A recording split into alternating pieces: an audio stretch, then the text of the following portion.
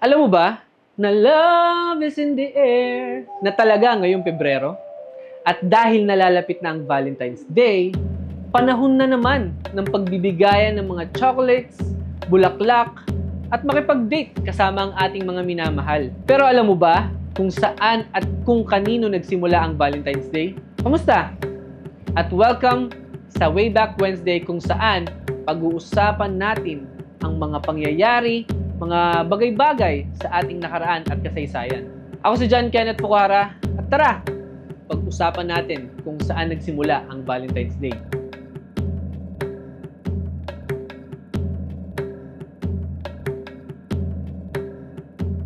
Noong Feb 14, 270 AD, si Valentine ay isang Roman priest na pinaniniwalaang nahatulan ng kamatayan sa pamamahala ni Claudius II.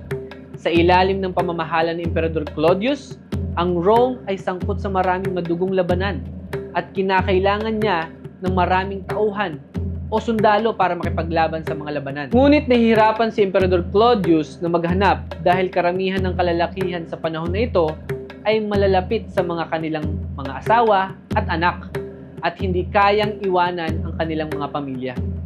Ang solusyon na ginawa ni Claudius II ay ipagbawal ang pagpapakasal. Napansin ni Valentine na hindi tama at hindi makatarungan ang utos ng emperador. Nagpatuloy si Valentine sa pagsasagawa ng seremonya ng kasal, ngunit sa palihim na paraan. Hindi nagtagal ay nalaman din ito ni Claudius II.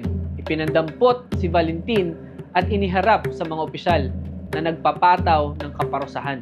Siya ay napagkasundo ang patawan ng parusang kamatayan sa pamamagitan ng pagpugot ng ulo noong February 14, 270 AD. Dahil sa kagitingan na pinakita ni Valentine, siya ay kinilala bilang isang santo o patron of love, young people, and happy marriages.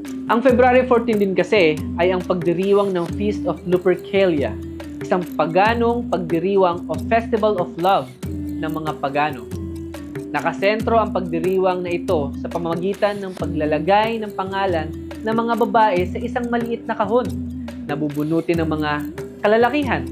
Noong 946 AD, nagdesisyon si Pope Gelasius na tuldukan ang pagdiriwang ng Lupercalia at kanyang inihayag na ang February 14 ay pagdiriwang para kay Saint Valentine na mas kilala ngayon na Valentine's Day.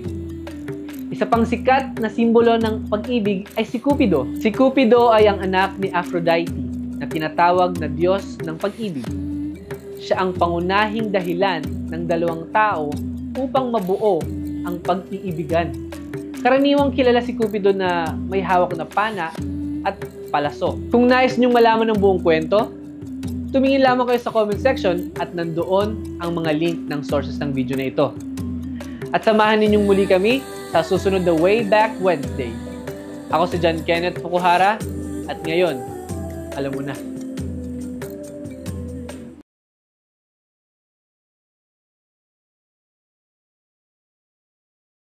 Nagdesisyon.